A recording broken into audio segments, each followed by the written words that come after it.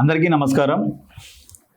So friends, ఈరోజు మనకి ఒక బిగ్ అప్డేట్ వచ్చింది.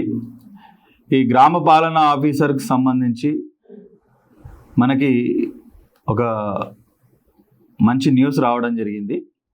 సో మనకి సుమారుగా 10,000 పైచిలకు గ్రామ పాలనా ఆఫీసర్లను నియమించాలి అనేటటువంటి ఉద్దేశంతో ప్రభుత్వం ఉంది.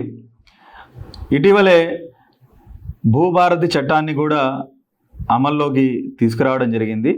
సో ఈ భూభారతి చట్టాన్ని క్షేత్రస్థాయిలో అమలు పరచాలంటే కంపల్సరీగా మనకి గ్రామ పాలనా అధికారుల నియామకం అనేది తప్పనిసరి. ఈ నేపథ్యంలోనే ప్రభుత్వము ఇటీవల పూర్వపు విఆర్ఏలు విఆర్ఓలు ఎవరైతే ఉన్నారో వాళ్ళ దగ్గర నుంచి ఆప్షన్లను తీసుకోవడం జరిగింది. సో ఈ ఆప్షన్లు తీసుకున్నటువంటి నేపథ్యంలో మనకి దానికి సంబంధించినటువంటి చివరి తేదీ నిన్న ఏప్రిల్ 26వ తేదీ వరకు ఇవ్వడం జరిగింది. సో నిన్నటితో ఆ దరఖాస్తు గడువు అనేది మనకి ఏప్రిల్ 26 తోటి వాళ్ళ ఆప్షన్ల గడువు ముగిసింది. సో నిన్నటితో అంటే నిన్నటి వరకు అంటే చివరి తేదీ వరకు మనకు వచ్చినటువంటి ఏవైతే ఉన్నాయో అవి మనం ఒకసారి చూసుకుంటే అంటే దాదాపు సుమారుగా ఎన్ని అప్లికేషన్లు వచ్చినాయి అనేది మనం చూసుకుంటే మనకి నిన్నటి వరకు మనకి 6,196 అప్లికేషన్లు మనకి రావడం జరిగింది.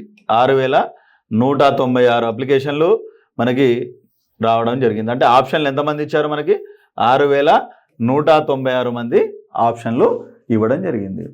అయితే ఈ 6,196 మంది ఎవరైతే ఉన్నారో ఈ 6,196 మందికి మే 10వ తారీఖున పరీక్షను నిర్వహించాలనేటటువంటి ఉద్దేశంతో ప్రభుత్వం ఉంది. సో వీళ్ళ నుంచి కొంతమంది అర్హత కలిగిన వాళ్ళని అంటే కొంతమంది మనకి అంటే దానికి సంబంధించినటువంటి ఎలిజిబిలిటీ ఏదైతే ఉందో కొంత రాయడము చదవడం అంటే కనీస పరిజ్ఞానం అనేది ఉండాలి కాబట్టి సో మే 10వ తారీఖున ఎగ్జామ్ నిర్వహించాలనేటటువంటి ఉద్దేశంతో ఈ పరీక్ష నిర్వహణ బాధ్యతలను టీజీపీఎస్సికి తెలంగాణ స్టేట్ పబ్లిక్ సర్వీస్ కమిషన్కి ఇచ్చిందనేటటువంటి వార్తలు మనకి వస్తున్నాయి. అదేవిధంగా జిల్లా కేంద్రాలలో ఈ పరీక్ష నిర్వహణకు ఏర్పాట్లు చేయాలని సంబంధిత అధికారులకు కూడా ఇన్స్ట్రక్షన్స్ వచ్చినట్టు సమాచారం ఉంది. సరే, జిల్లాల వారీగా మనం చూసుకుంటే ఇక్కడ కామారెడ్డి జిల్లాకు సంబంధించి 473 మంది మనకు ఆప్షన్లను ఇవ్వడం జరిగింది.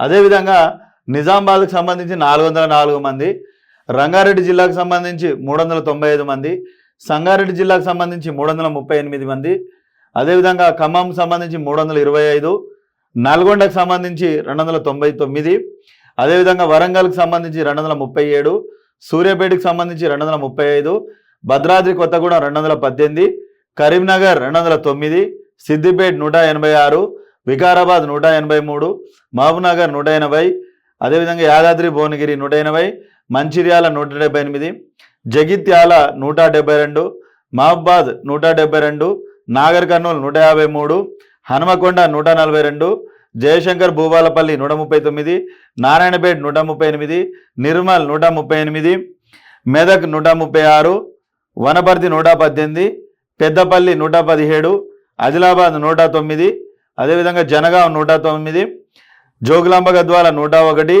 మేడ్చల్ మల్కాజ్గిరి 99 మనకి మంది ఆప్షన్లు ఇవ్వడం జరిగింది.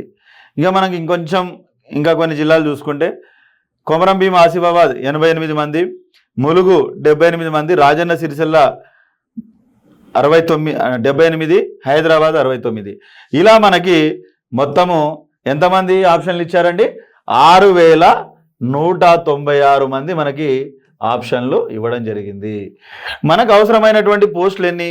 10,945. అంటే సుమారుగా మనకు 11,000 మంది మనకి అవసరం సుమారుగా అనుకుంటే. సో ఇక్కడ మనకి ఇప్పుడు వచ్చినటువంటి ఆప్షన్లు ఎన్ని? 6,196. ఇవి తక్కువనే చెప్పాలి వాస్తవానికి. సో మనకి దాదాపుగా విఆర్ఓలు కలిస్తే మనకు 10,000 పైచిలకు మంది ఉన్నారు. కానీ ఇక్కడ మనకు వచ్చినటువంటి ఆప్షన్లు 6,196 మంది. ఇందులో కొంతమంది ఇనెలిజిబుల్ వాళ్ళు కూడా, క్వాలిఫికేషన్ లేని వాళ్ళు కూడా ఉండొచ్చు. ఎందుకంటే ఆప్షన్లు ఇచ్చేటప్పుడు అన్నీ చూసి తీసుకోలేదు కాబట్టి అప్లికేషన్లు అయితే కలెక్ట్ చేసుకున్నారు. ఆ ఎలిజిబిలిటీ క్రైటీరియా ఇవన్నీ చూస్తే మనకి ఇందులో నుంచి కూడా దాదాపుగా అంటే ఈ ఫిగర్ అనేది మనకి 4000 నుంచి 5000 మంది ఫైనల్గా మనకు సెలెక్ట్ అయ్యేటటువంటి అవకాశం ఉంది. అంటే మనం మ్యాక్సిమం చూసుకుంటే ఈ 6000 మందిలో మనము ఒక 4 నుంచి 5000 మెంబర్స్ మాత్రమే మనకి ఇందులో అర్హత సాధించేటటువంటి అవకాశం ఉంది. అంటే ఈ 5000 మంది ఒకవేళ మ్యాక్సిమం నెంబర్నే తీసుకున్నా మనకి ఇంకా మనకి 10,945 అంటే దాదాపుగా ఇంకొక 5,945 అంటే సుమారుగా 6,000 పోస్టులు మనకి గ్రామ పాలనా ఆఫీసర్లు నియామకం అవసరం అవుతుంది.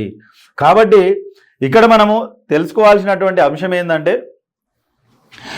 10,945 పోస్టులు ఏవైతే ఉన్నాయో అవన్నీ కూడా మనకి డైరెక్ట్ రిక్రూట్మెంట్ ద్వారా జరగదనేది మనకు ఒక క్లారిటీ వచ్చింది. సో ఇందులో మనకి నిన్నటితో ఆప్షన్లో ముగిసింది కాబట్టి ఆప్షన్ల ద్వారా వచ్చినటువంటి అప్లికేషన్లు 6,196. సో ఇందులో ఎలిజిబిలిటీ రేపు ఎగ్జామ్ ద్వారా మనకి ఫిల్టర్ చేస్తే మనకు 4,000 నుంచి 5,000 మంది ఎలిజిబుల్ క్యాండిడేట్స్ వచ్చే అవకాశం ఉంది.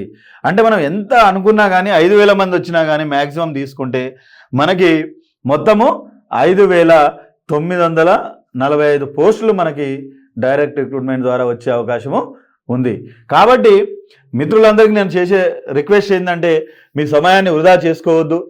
మనము అంటే ఒక పెద్ద లక్ష్యాన్ని చేరడానికి మనము ఫస్ట్ మన చిన్న చిన్న లక్ష్యాలను ఒక్కొక్క లక్ష్యాన్ని మనము మెట్టెక్కుకుంటూ వెళ్ళాలి.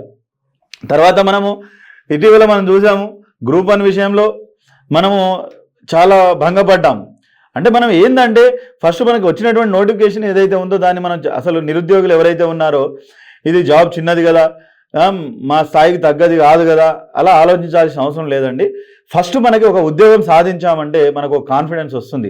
సరే తర్వాత ఉద్యోగం నువ్వు చెయ్యకపో అది నీ పర్సనల్ ఇష్యూ. కానీ మనకి ఇలాంటి ఉద్యోగాలు పడ్డప్పుడు మనం చదివి రాస్తే ఖచ్చితంగా మనలో ఒక కాన్ఫిడెన్స్, నాకు ఉద్యోగం వచ్చింది, నేను ఇంతమందిలో నేను సక్సెస్ అయ్యాననేటటువంటి కాన్ఫిడెన్స్ నీ మనసులో బిల్డప్ అవుతుంది. నేను కూడా గతంలో 2014లో విఆర్ఓ నాకు రావడం జరిగింది. తర్వాత పంచాయత్ సెక్రటరీ ఎగ్జామ్ రాశాను, అది కూడా రావడం జరిగింది. సో తర్వాత నేను 2016 గ్రూప్ 2 రాశాను, గ్రూప్ 2 రావడం జరిగింది. ఇక్కడ మనకు నోటిఫికేషన్లు అనేవి మనకి ఫస్ట్ వచ్చినటువంటి అవకాశాన్ని మనం సద్వినియోగం చేసుకోవాలి. నేను గ్రూప్ 1 రాస్తా అని కూర్చుంటే పొరపాటు. అంటే కాంపిటేటివ్ ఫీల్డ్లో ఉన్నప్పుడు ఎందుకు అంటే ఇక్కడ నువ్వు ఏ ఎగ్జామ్ చూసినా సిలబస్ అనేది దాదాపుగా కామన్గా ఉంది. అలాంటప్పుడు నువ్వు ఎగ్జామ్ రాస్తే నీకు ఒక ఎక్స్పీరియన్స్ వస్తుంది. ఒకవేళ ఉద్యోగం వస్తే నీకు కాన్ఫిడెన్స్ బిల్డప్ అవుతుంది. నాకు ఉద్యోగం వచ్చింది అంటే నేను ఏదైనా సాధించగలను, ఇంతమందిలో నేను ఏదైనా సాధించగలను. రేపు మీరు విలేజ్ గ్రామ పాలనా ఆఫీసర్ నోటిఫికేషన్ వస్తే దాదాపుగా 8 నుంచి 10 లక్షల మంది అప్లికేషన్లు వస్తాయి మీకు. సో చాలా హ్యూజ్ అప్లికేషన్లు వస్తాయి. అంటే మీకు ఎప్పుడైతే అన్ని అప్లికేషన్లలో మీరు విజయం సాధిస్తారో అంతమందిలో మీకు ఆటోమేటిక్గా మీలో ఒక పాజిటివ్ యాటిట్యూడ్ అనేది వస్తుంది. కాబట్టి మనం చిన్న ఎగ్జామా పెద్ద ఎగ్జామా అనేది కాదు, చిన్న పామునైనా పెద్ద కట్టెతో కొట్టాలి. అంటే అదేవిధంగా అది ఏ స్థాయి ఎగ్జామ్ అనేది ముఖ్యం కాదు. ఇక్కడ మన ప్రిపరేషన్ అనేది ఒక స్ట్రాటజీ ప్రకారము ముందుకు వెళ్ళాలి. కాబట్టి మీరు త్వరలో మనకి దీనికి సంబంధించినటువంటి పూర్తి విధి విధానాలు కూడా వస్తాయి. ఇంకా సిలబస్ కూడా రాలేదు. చాలామంది ఈ సిలబస్ ఇట్లుండొచ్చు అట్లుండొచ్చు, పాత విఆర్ఓ ఎగ్జామ్కి ఏదైతే సిలబస్ ఉందో అదే చెప్తున్నారు. కానీ మనకు అఫీషియల్గా ఇంకా సిలబస్ రాలేదు. వచ్చినప్పుడు మనం దాని గురించి మాట్లాడదాము. దాదాపుగా మీరు ఇంతకుముందు గ్రూప్ 2 అదేవిధంగా గ్రూప్ 3 జనరల్ స్టడీస్ పేపర్ ఏదైతే ఉందో అవే అంశాలు ఉంటాయి.